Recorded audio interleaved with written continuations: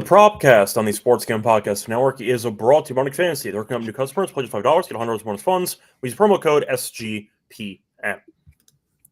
And welcome, everyone, to the Propcast here on the Sports Gambling Podcast Network. It is currently Friday, October 7th, around 11 a.m. Eastern, here for Week 7. Going to break down our favorite props for the Week 7 action. Scott Reichel once again joined by Adam Rosenberg. So, Adam, how's it going with you? What's up?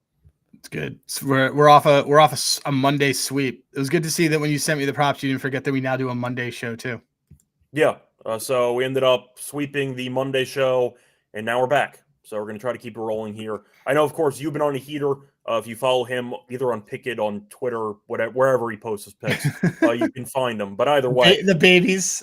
Yeah, the babies, either or. Point is that Adam's been on a heater. I know we both ended up sweeping last episode. We actually had a full. And we swept the underdog too. Yeah, we won everything. We won everything. 6-0 on our props, and we also hit the underdog. So once again, we actually could not do better if we wanted to. For the last episode, we're going to try to keep it rolling here for this one. I'll ask you though, before we get into any of the games or the props we're going to talk about, any thoughts on the game last night? It was a lot of fun. I mean, look, it's weird. It was weird to me because I thought that was, I mean, like public dog situation. Like everybody was on the Bengals. Tomlin stinks in short weeks, and that's fine.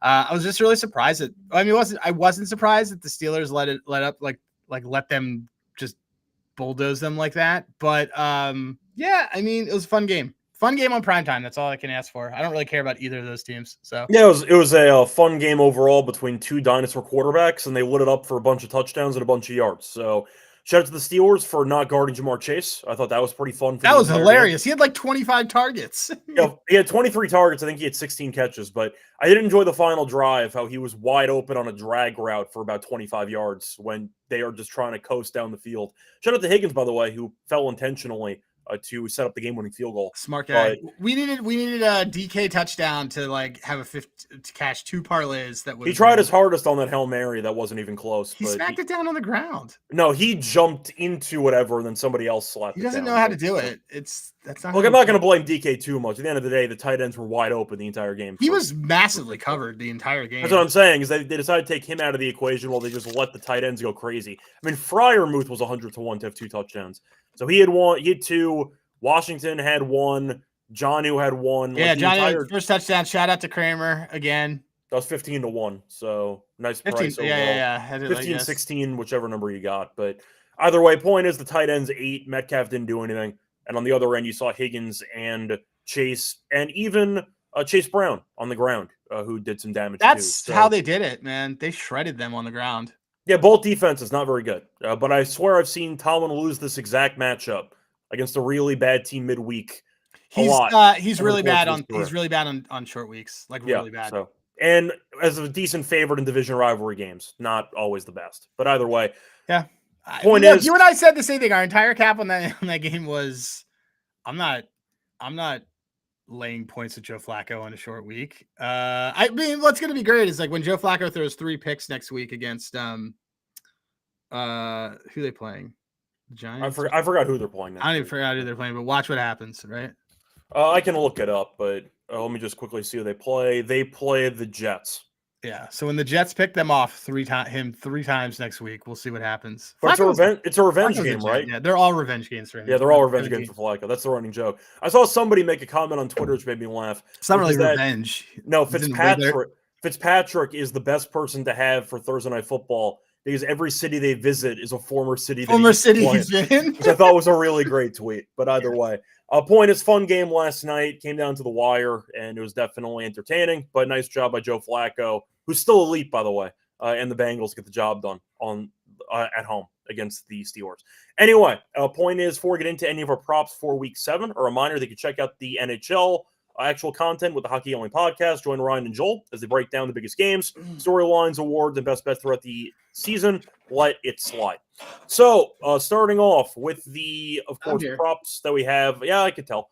Starting off with the first couple props that we have for Week 7. I'm briefly stalling until you get back into your chair. What do you like? That was like that. Well, also, by the way, you can come to the Propcast is going to have some hockey props. Yes, we are going to be having hockey props. We'll do that probably on our Thursday show. Will probably be that. Probably, or I mean, Well, worst case scenario. the bigger slates are on Thursday. So yeah, either that or worst case scenario, whenever baseball season ends, we'll just completely wipe our hands clean and then just move on to hockey. But either way, what's going to be your first prop 4 weeks out? So I'm gonna go with something pretty easy. I have a couple props in this game that I like, but Devin Achan. Do you know how many times Devin Achan has had more than 60 yards rushing against a non-New York Jets team in the last 10 days, in the last 10 games? You said a non-New York Jets team, so it's going to have to be a low number. So I'm going to say it's twice. I was going to say 3. He has only gone over the 67 4 times in the last 10. He had 128 obviously last week against Chargers. He's also at home. He hasn't, or on the road he hasn't done this. It's not supposed to be best weather. Not to mention that. So look, the reverse of that is he is under 67.5 in 8 of the last 10 road games. Mm-hmm. Going against a Cleveland team that has given up more than 52 yards to a running back once, and it was Jahmyr Gibbs, and that was in a dome. So I'm going to go with the under here. They are a very good rushing team. I don't expect this to be an ugly game. I do love the Browns. Devin Achan, under 67, under 68, whatever you find it at. I took 67 because I wanted to give my Caesar account some love. Yeah, so I do want to point out that there is, of course, the elephant in the room regarding that game, which might be why a lot of props are inflated for that one. Bad weather. We're expecting a ton of bad weather over there in Cleveland. It's supposed to be about 50 mile per hour wind gusts. Now, it's a couple days early, so we'll see if the wind... I saw it was going to be like 55 and windy, not 20 and windy. Oh, no, I meant the wind gusts were... Yeah, the wind gust, which you affect on the field. I get it. It's going to be bad for field goals. That's kind of the point, is that a lot of people now are focusing so heavily on the ground props, which is not really a secret. The secret's kind of out at this point. So if you see some higher numbers on some running backs in that game, that's why. It's because the wind's supposed to be really bad, where both teams might lean into the ground game. Either way, though, that's why the number is so high. But HN, we know, can be fragile, so I don't know if they want to give him a ton of work. And on top of that, it's a good rushing defense. It doesn't. It's really a very good rushing defense. It's a great rushing defense. Like if this game was in Miami, I'd probably say the same thing. Yeah. Fun fact is that I actually saw this Cleveland defense play in person. It was the only game Baltimore won this entire season, and Derrick Henry, I think, had like 10 yards. So I saw this ground game defense in full effect. They were very good. But once again, a lot of the rushing props are juiced upwards for this game because of bad weather. So if you want to sell high, it's a good spot, and that's what you're doing with HM. Anyway, moving on to my first prop for the show. I'm going to go with a running back as well, but I'm going to go to the Chiefs game against the Raiders. I'm going to go with Kareem Hunt over 1.5 receiving yards at minus 120. We know that Reed likes to use him. I am aware that his snap count share has kind of gone down lately. Still going over. He's had at least 2 receiving yards in 9 straight games. He's had at least 2 receiving yards in 10 of his last 11 home games. The Raiders are okay against running backs in the past game. But we do know that Reed always organizes some type of random screen, dump-off pass, etc. to Hunt, and he's been going over regularly. He might only catch 1 pass. That's fine. But 1.5 receiving yards for a guy who consistently goes over, and Andy Reid loves to scheme up catches for him because Pacheco has no hands. I think it's a good spot for Kareem Hunt to once again basically make 1 catch for 5 yards. It's all you need. It's such a low number. Give me Kareem Hunt over 1.5 yards receiving at minus 120. So that's my low-hanging fruit. I mean, what do you think about Brashard Smith? Do you like him? Because I saw him against the Lions, and I didn't really notice him at all for the entire game. He had a couple catches in the second half, but I think people were expecting the breakout game. We didn't get that, I'll tell you that much. I made a couple of catches, but I wouldn't expect him to get. I mean, Pacheco's also like clearly knows that people are coming for his job because you're looking at Pacheco's numbers receiving as well. We all know he can't catch. So I think it's less that he can't, he just doesn't. They just don't. The point is though, Hunt is still going to be getting some third down roll for the sake of whatever. 1 check down is all I need. I'll look at the utilization on the third down rolls for the Chiefs. Let's see it. I'll look at it from the last couple weeks. Let me log in. This is not a partner of the show, so I just kind of am like, all right, I'll do it. Let's see. Since week 4, the third, fourth down targets on the running back side, Hunt. Yeah. Or no, it's the third down. The real third down targets are really going to Hollywood Brown. Yeah, but I'm saying out of the running back options, as a running back option, you need one check down, and Hunt's probably playing third down. So that's fine. There you go. Once again, it's 1.5. It's the lowest number imaginable. Has gone over in 9 straight. So give me the over for Hunt receiving yards for my first play in week 7. Moving on to your second prop that you have. What do you like? So I see Joe talking about Judkins. I'm going to stay in this game. Judkins' numbers look like pretty inflated. I do think he probably runs over Scott. By the way, for whatever we do for our parlay, let's just throw in Judkins 100 yards. We can. I mean, we know Miami can't stop anybody, so that's fine. Let's do that. But I'm going to take his longest rush over 17.5. Did I write anything down when I took this the other day? No. I mean, Miami gave up 200+ yards to Rico Dowdle. I think that's kind of enough said. I think it's kind of. I just realized I didn't. And I know he was good against the Cowboys too. The Cowboys defense stinks too. Do you want to cap this for me, Scott? The weather's really bad. Judkins is the main bruiser out of the running backs they have. So if you're looking at, I have it already. I'm saying if you're looking at both teams punting the pass game, Judkins he might get like 25 carries. I have my notes. So first of all, I will give notice that this was mentioned on Dad's Bet Baseball because it was a play that and football sometimes. And football. Thank you. Yeah, you were as a frequent non-dad guest of the show. You nailed that. We got Mahomes 7-1. We did. We're sharp on that show. Yeah. We also gave out Tet at 7-1, and that's collapsing. But CJ, my co-host, had mentioned we did a rookie parlay, and he said he really liked the longest rush. And the reality is that when you have a number that's so inflated on the rushing, makes a lot more sense because he's not getting 90 yards without breaking one. And just so you know, all but 2 running backs have not this season have not gone over their long. I'm sorry, 3 running backs have not gone over their longest rush against this Miami team. They are Hassan Hoskins, who hope all you fantasy nerds are happy because that guy stinks. I'm a big fan of Vital, by the way. I think Vital's a good player. I think he's a special teams player in a good situation. It's fine. I loved him at Troy. I liked him in college. That's true. I liked him at Troy too. On a defensive team, he was really, really good. Mm-hmm. Ray Davis, who stinks. He's also a backup running back. Trayvon Henderson, who we don't know if he stinks or not because he's not really like the front guy. So just so you know, all starting running backs go over this number, and they go over by margin. I believe CJ's like alting it, but that includes Breece Hall, by the way, on a bad Jets team. So keep that. Oh yeah, Braylon Allen went over his, and Braylon Allen and he got injured in the second quarter of that game. So. Everybody goes over it. So we have the 17.5. I don't care if it's 18.5. It's fine. I like it up to. I think there's a 20-yard run in there somewhere. In fact, maybe do it. Yeah, I think he's going to smash him. So yeah. Anyway, we are on once again. We are on the Quinshon Judkins over 17.5 longest rush. Yep, there you go. Before we get into the rest of our props for week 7, a reminder that we're brought to you by MyBookie.ag.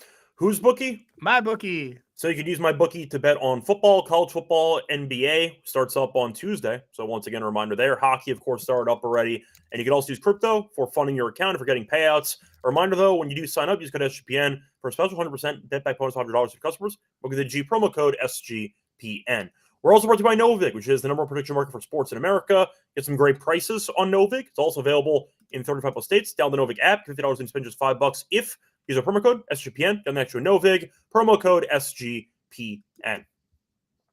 Welcome back, everyone, to the Propcast. Finished going through our first couple of props for week 7. Time to move on into my second prop for the upcoming week of the NFL season. So for my second play, I know CeeDee Lamb is supposed to be coming back. I don't know how many snaps he's going to play, but I like Pickens anyway. Give me Pickens over 56.5 receiving yards at -115. Pickens has gone over in every game so far, besides the Philly game in week 1. He's been great. 6 straight games going over. He had, 160 against Carolina last week. We think this Commanders defense stinks. It's well documented on the show. We don't think that their defense is any good. If you want to give extra attention to Lamb, great. Give me more one-on-one matchups with Pickens. But Dak has been playing really well. They can't stop anybody defensively. Expect a bunch of pass attempts. Pickens will get a lot of one-on-one coverage because CeeDee's back. I think Pickens in a great spot, but his props at less than 60 yards, And there's such a low number when Pickens can be a threat to catch a 50-yard bomb at any point in the game. So give me Pickens over 56.5 receiving yards at minus 115. I know you hate this defense. So. I hate this defense. I mean, I like Dallas this weekend, so it's fine. Yeah, so there you go. And last week, the Commanders' pass defense was okay. A reminder, it was a borderline monsoon against Chicago, and they're playing in Dallas in a dome. So the weather's not going to be a factor in this game. I see points. I like the over in the game in general, but I do think that Pickens gets the work in, and I think he'll be able to get to at least 60. And that's an insanely low number for a guy that's been cooking for the last month and a half. So give me Pickens over on his receiving yards. What do you like as your third prop for the show? My third prop for the show, because I got a couple, but all right. Bo Nix, 20 rushing yards, even money. Okay. Over an 8 of 10, over an 8 of his last 10, which obviously carries the last season, but over in 4 of 6 of the season, 2 straight. Giants are bottom of the league in rush defense. We know this. They are second worst yards per carry. And they have a pass rush that's probably going to force Nix out. 3 of 5 QBs have gone over this number against them. Jalen Hurts not being one of them. So, because that game also went off the rails game script wise, I do like the Broncos this week, but just for the record, I think that Nix is going to still run for 20. I'm fine with it. I'm not worried about kneel downs or anything like that. I think he gets like 25 in there. This is a really good pass rush. In fact, I need to check while we are here on a future that I want that I might make Mr. Ryan Dean Kramer. I haven't used that one. I think we might want to look at Brian Burns for Defensive Player of the Year. Okay. I mean, the sacks are there. Yeah, that's what I'm saying. Let me look. What's that number? I don't have the history in front of me of how many of the award winners have to be on an actual good team or a playoff team. I'm assuming the majority. I don't. I imagine the majority. Myles Garrett? I think I'm trying to remember how bad that Browns team was, though. They were. It's just like it's a little bit less because was that the Flacco Comeback Player of the Year award season? May have been, yeah. They made the playoffs that year. But he's also gotten. I mean, it's there. You're saying bad team, like this Giants team is probably going to still have 7 wins. Correct. My point is, I don't know how many teams that's one below win. 500. That's one win. That's like 1 win off of 500. So, I'm just saying, I don't know how many winners of the award historically have been on a team below 500 by season's end. That I don't have. I'll take a look, but I don't think it's. I don't think. Look, I think the Giants could still be over that. I'll look at. Oh wow, they took everything down. All right. Well, so anyway, yeah. I like Bo Nix this weekend. So there you go. Bo Nix rushing yards. I like everybody's rushing yards in that game, but Bo Nix I like the most. Yeah, so I can get behind that too. We saw the pass rush of the Jets get to Bo Nix a lot. He might be running for his life, so I don't mind the potential runs. Any reason why you like the yards over the attempts? Was the attempt number too high? So I think he just breaks because of the pass rush. Okay, that's fine. Pass rushes force guys out, and then they take off. And that's why I was wondering. I'm not like super into all the skill players on this Denver team, so I'll take this. Yeah, I was just wondering if there's a reason. 40-1, we're absolutely taking this. Let me see if it's what it is at Circa. This is absolutely worth a spin. I was just wondering if there was a reason why you wanted the yards instead of the attempts. Because I don't want to fuck around with a hot team, but I do like him to run it because I think that what we've seen is that it's result proof. All right, there you go. So for my final prop, also I think his attempts is at like 6. Okay, I wasn't sure if the number was high. Or no, let me look. I'll look. Let's see. He has. Why is this not coming up? There it is. 4.5 at minus 151. Okay. So I'd rather do this. Okay. Because if he does 5, yeah, for an average yards per carry, like he only needs the average 4 on each of them. Like, yeah, pretty much. And he's got it. Yeah. No, not pretty much. Unless you're paranoid about kneel downs, then yes. I'm not. If that's what happens, whenever I pick a bet, it's to like go over, like if that shit happens, that shit happens. But like, I know people are like, oh, this is like it's like when Trevor says that he likes the baseball team -1. Like, sure. Like you thought that they were shout out to to Trevor, by the way. Sorry about your Brewers. I'm not. That team went exactly as I thought they would. So So did the Phillies, though. So keep going. I think every team did besides the Dodgers, so that's kind of fair. But either Yeah. way, point is, for my final play, I'm going to go to my kicking prop signature move here. I'm going to go with the Vikings game as they take on the Eagles. I'm taking Reichel over 1.5 field goals at even money. He's made at least 2 field goals in 4 of the first 5 games this season. He's made at least 2 field goals in 8 of his last 10 home games. We know they play in a dome, so weather's not a factor. Eagles are allowing a bunch of field goal attempts. They're allowing 2.5 attempts per game, which is 5th most in the league. I like the even money at home, so no weather factor. We know that Minnesota with Wentz, etc. Philly's defense has not been great, but I think they can do a good job of, I'd say, limiting touchdowns in this game. I do see some field goal attempts. Give me Reichel over 1.5 field goals at plus 100.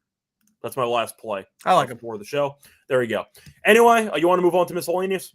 Yeah, well, it's not really as much miscellaneous as much as it's, well, first, a heavy miscellaneous I just gave out is Brian Burns, Defensive Player of the Year, which I think You said 40-1. 40-1. I think it's a great number. I'm just looking to see what it is. I am currently on an MGM property, so I could actually look to see if there's a better price available. Oh, that's good. I also want you, then maybe I'll have you get us some Texas Tech. By the way, quick rant. I'm not going to spend too much time on it. Mm-hmm. So, as everybody knows, Adam and I have been basically told shadow to banned, leave. yeah, from BetMGM. So our max bets are like $2 a piece. So I was going to use the kiosk that was here, and I tried to use the kiosk. You want to guess what the max bet is? It's really low. It's $50. Yeah, that's to prevent people like you and me. Yeah, I know. So I used $50 on one thing, and then guess what I did? I used the open kiosk next to me, and I did the same exact thing for $50. So yeah, point is that I had to get creative, but I've been trying to use kiosk, but they have a very low maximum wager amount, which sucks. So brief segue there, but I wanted to mention it. So I can look at the BetMGM price for Burns if you want to just move on to miscellaneous. I can look through it. Yeah, I just want to know what the circa prices. I don't even think they have it up, but all right. What else do I have on here? I had Travis Etienne. If you guys want an early London prop, I have him the under 9.5 longest reception. I believe we took this earlier in the year, and it was like 12. He's might be our new Kyron. Under an all but one game this year, and it was a Bengals shootout game. Rams. We saw the Bengals last night. They give up a ton of yards to running. Rams have a very, very good opposing ADOT. Really good on Yak. Just a lot of things to do. There's only 3 opposing running backs that have gone over their longest reception prop against the Rams, and they were either shootouts or blowouts. Mm-hmm. This is going to be a slog, so it's just not really going to be something that's up for it. It just doesn't work. Like if a team for neutral game script is very good at Yak, then this isn't really a good play. So it's basically the Etienne. Is Etienne going to run for a first down? No, he's not. And once again, you mentioned the one exception was a really bad Bengals defense that let Warren go right. And the Rams gave one up to Derrick Henry, but they were up by 30 points. Yeah, pretty much. So I see Adam pointing out that he doesn't think it's fair that sportsbooks can just throw people out if they're too good. I am going to point out, though, that there was actually a proposed bill, which is not going to get passed, but I think it was a New York senator. It's Massachusetts. Massachusetts, yeah. They're trying to get some street cred. So they were trying to create a certain, I'd say, proposed bill that would prevent sportsbooks from banning winning bettors in the future, which will not pass. It's not going to pass. It's for the sake of, building some street cred and some clout. So, yeah, I understand why they do it, but they do it way too early. Because you got to remember, we're not like massive wager-sized guys betting $100K to win like $1 million. Like we're betting to win a couple grand here or there. Like it's kind of insane that they could just throw you out for winning a couple $1,000. You set off some sharp indicators and they'll throw you out. But I feel like it should be determined based on winnings instead of based on your actual, I'd say, sharpness. You know what I mean? Can't really determine it based on winnings, because the problem with doing it based on winnings is winning is actually really variance. I get it, but the point is that even if we are let's be honest, what you and I were doing is objectively one of the sharpest things that you and I have ever done. It was, but at the same point, like we did all that to make a couple grand. In reality, you're looking at the valuation of these companies. They can afford a couple grand in their sleep. Like we're not really hurting them, you know what I mean? Yep. So I don't know. Well, it's bad customer experience. Yes, it is. It's bad customer experience. It's a very bad customer experience to tell customers that your action is not welcome. How many books have you been banned from? MGM were like super bad. MGM were completely dead on. We're like that was my favorite book, though. I love that. I loved MGM. Great is that my Toronto 40-1 to win the AL is on there, so it's gonna be one last. Is gonna be that cashing for $2,500.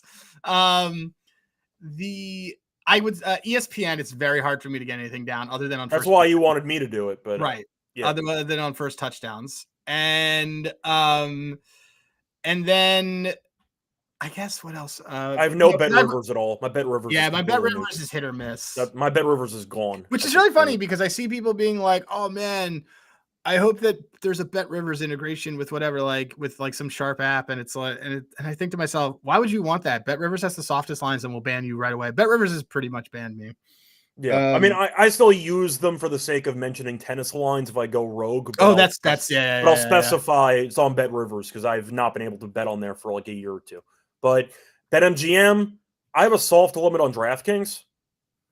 Mostly you have it on that. Well, I have a rep that helps. Yeah, you have VIP, so you have certain luxuries that I don't have. But you thank Sean for that one because of all these stupid bets. I've tried to bet on random stuff, and they're like, "Yeah, $50." It's like, "Yeah, no, your max bet's 20." I'm like, "Thanks." Sean literally really had me putting like $100 on like Will Shipley last touchdown for like every. But some of those markets though, DraftKings will let me get down on, but some of them are sports based, so I'd say 2.5 books I'm banned on at this point.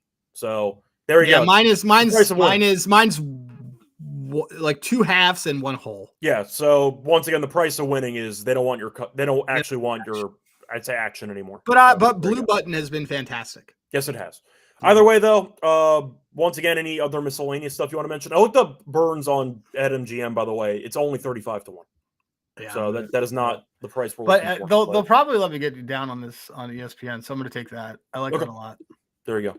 But any other things you want to add for miscellaneous? No, I'm just seeing if there's any other props that I want to do for as we get towards underdog. All right, there you go. Anyway, that's going to wrap it up for our props. We still have best bets coming up and the underdog fantasy entry. Before we get into any of those, a reminder they're brought to you by our sponsor, Underdog Fantasy. Play pick'em entries. Chance to 5 times your entry, pick higher or lower on player stats. You can also mix and match sports, whether it involves hockey, tennis, football, college football, NBA. You get the drill. They have a new offer for new customers, though. Play just $5, get $100 bonus funds. Use promo code SGPN. We're also brought to you by Rhythm. They're off to a great start in college football and NFL with picks and props, giving away cash prize every week just for tracking bets in the app. Track 5 bets of the same type of model that you build, and you can win $1K. Also, a nice discount that we have with Rhythm. Use code SGPN25. We download the Rhythm app for a quarter of the first month. Now, Rhythm, once again, promo code SGPN25 for a quarter off your first month. Welcome back, everyone, to the Propcast. Finished going through our props for Week 7. Time to move on into our best bets. Adam, what is going to be your best bet for the show? Judkins over longest. That's 17.5? Yeah. Okay. 18.5 if you weren't sharp like us and got it 2 days ago. Yeah. For mine. By the way, guys, I'm never going to give out something on this that I don't think is good to the moon after that. And if I ever did and you heard me say that, you have permission to just drag me on Twitter. Yeah, for mine, I'm going to go with Kareem Hunt. I'll take the over 1.5 receiving yards. I understand that his usage has been going down a bit more. We know Pacheco still can't catch, so Hunt still gets the third down responsibilities. I basically need 1 catch. That's all I need. It's 1.5 yards. I need basically 1 catch from a guy who Reed has loved to have on his roster because he catches passes. Give me a check down. That's all I need over any point of these 60 minutes. Give me Kareem Hunt over 1.5 receiving yards at minus 120 as my best bet. Moving on to underdog. What do you want to go with? For underdog, I know we mentioned Judkins before. For rushing yards, default, not longest. You want to just do that? You want to start there? We can. I had another idea. What did you take for Pickens again? 56.5. You want to take his longest? That's fine. Okay. I like that. Let's do his longest. But I don't know if my CJ, not Sullivan, but CJ. Yeah, he was in the chat before. I know, but we were talking about if Puka was playing this weekend. Puka's playing this weekend, as expected. We're trying to figure out if we wanted Jags or Rams in a pick'em that we're in. God, we have a flush underdog account. All right, let's go with. I like that Pickens one. Go. Pickens longest 22. Higher 22.5. Let's also do. So, okay. they're really good on. There's a lot of good Q1 props that I like in here. But let's see. I remember when I was doing research, one Q1 I was interested in was maybe Laporta receiving yards. I liked Kamara. That's fine. Just because I just think he's going to get a lot of work in this situation. Against the Bears. Like the Bears, generally speaking, they'll give up receptions, but they don't give up a lot of yak. Yeah. So that's kind of, let me just look at it real quick. I'm on FTN right now.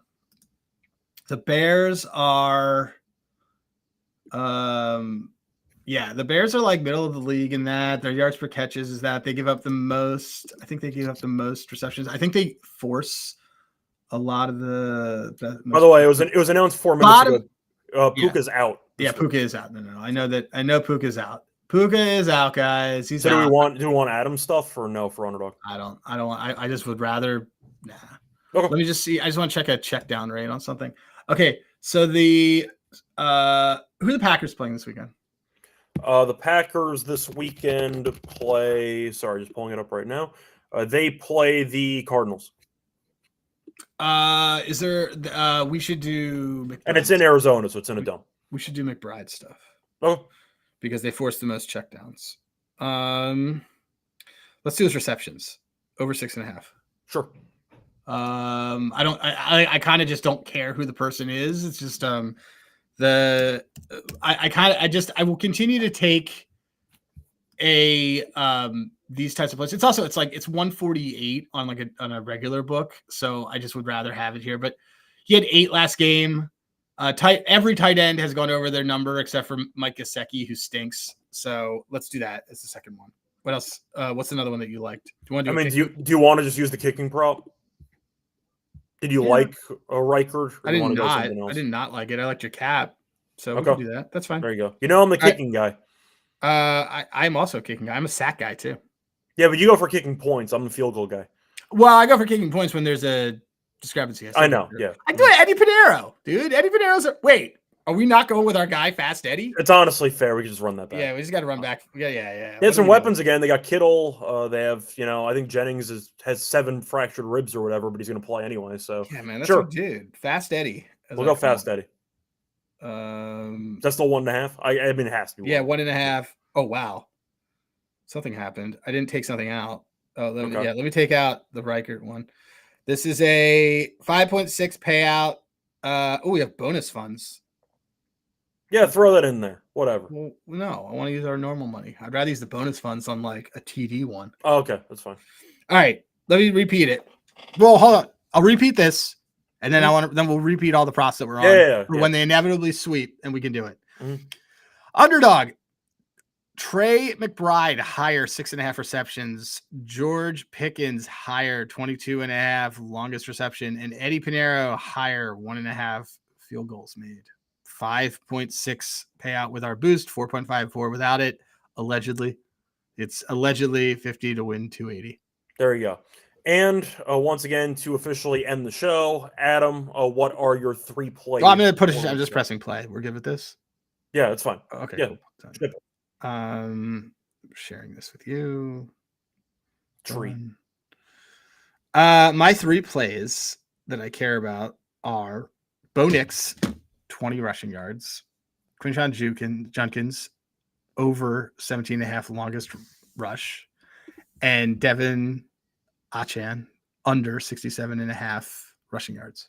Yeah, and my 3 plays for week 7 are going to be Kareem Hunt over 1.5 receiving yards at -120.